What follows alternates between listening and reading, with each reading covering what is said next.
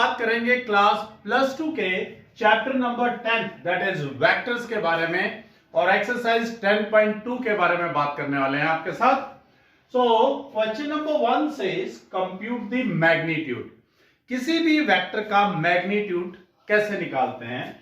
तो सबसे पहले तो इसकी रिप्रेजेंटेशन है ऐसे, और आपको क्या करना है, जो भी कंपोनेंट्स हैं उनके स्क्वायर का सम मींस 2 का स्क्वायर प्लस -7 का स्क्वायर प्लस -3 का स्क्वायर एंड दैट्स ऑल। ये मैग्नीट्यूड निकालने का इसका तरीका है। And the magnitude of this is 449 plus 9 that is √62 is the magnitude of this vector।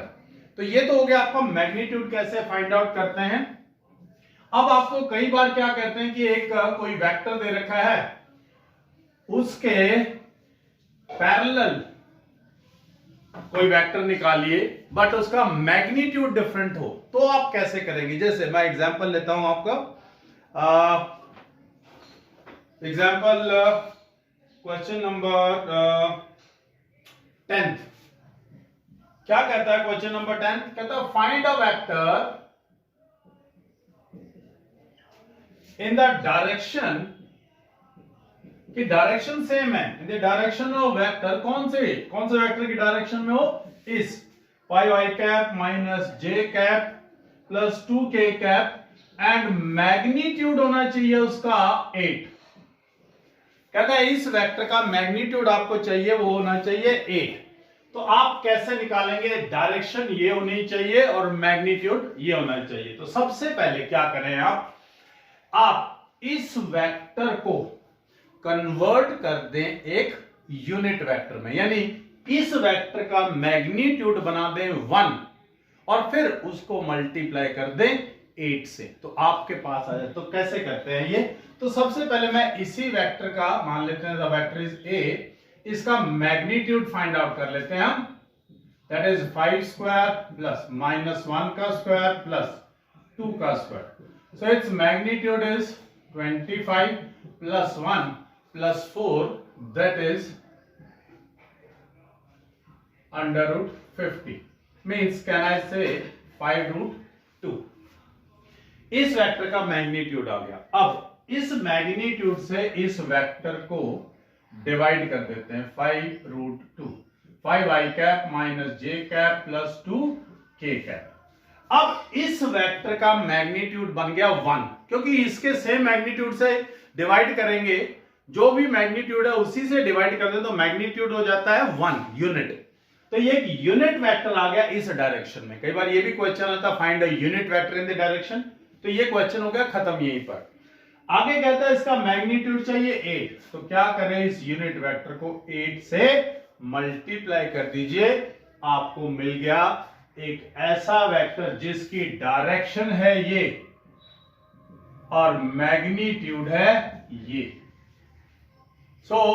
जब कभी भी आपको किसी भी वेक्टर की डायरेक्शन में यूनिट वेक्टर निकालना हो तो आप उसके मैग्नीट्यूड से डिवाइड कर दो, और अगर कोई और मैग्नीट्यूड दे रखा है, जितना भी दे रखा है उतने मैग्नीट्यूड से मल्टीप्लाई कर देंगे, तो you will find out a vector in this direction with any of the magnitude. जो भी दे रखा होगा आपको, आप उसके अकॉर्डिंग कर सकते हैं।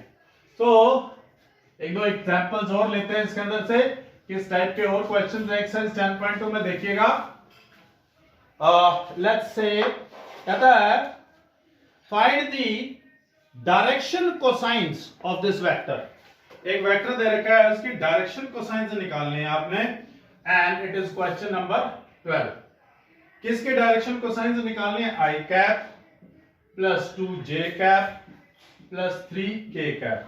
ये एक वेक्टर दे रखा है, सपोज कर लेते हैं इसका नाम a है। इस वेक्टर की डायरेक्शन कोसाइंस आपको फाइंड आउट करनी है, तो कैसे निकालते हैं डायरेक्शन कोसाइंस? अब ध्यान से समझिएगा, इसके डायरेक्शन रेशियोज क्या हैं। इसके डायरेक्शन रेशियोज हैं 1, 2 एंड 3। अगर किसी भी वेक्टर की डायरेक्शन कोसाइंस फाइंड आउट करने हैं तो आपको सिर्फ क्या करना है, जो भी डायरेक्शन रेशियोज हैं उसको इस वेक्टर के मैग्नीट्यूड से डिवाइड कर दे तो you will get the direction cosines. So what is the magnitude of this vector? It is 1 square plus 2 square plus 3 square, that has come as 1 plus 4 plus 9, that is root 14. So direction cosines are 1 by root 14, 2 by root 14 and 3 by root 14.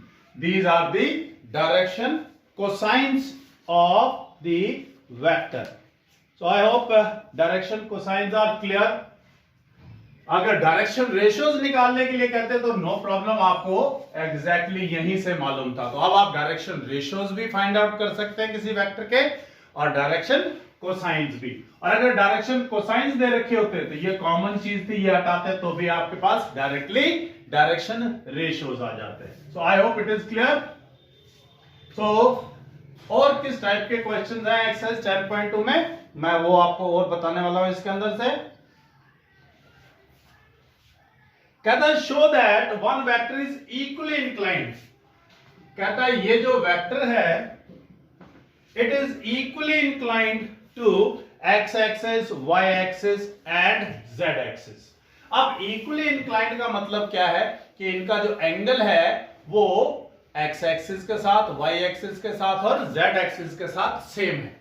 या दूसरे शब्दों में बात करें कि इसके direction cosines same है. अगर डायरेक्शन कोसाइंस सेम होंगे तो automatically angles will be same. So will find out the direction cosines. इस वेक्टर का नाम दे देते हैं और इसका मैग्नीट्यूड निकालेंगे, दैट इज रूट 3. तो डायरेक्शन कोसाइंस क्या आएंगे? 1 by root 3, 1 by root 3 and 1 by root 3. अब 1 by root 3 तीनों यानी L is equal to M is equal to N.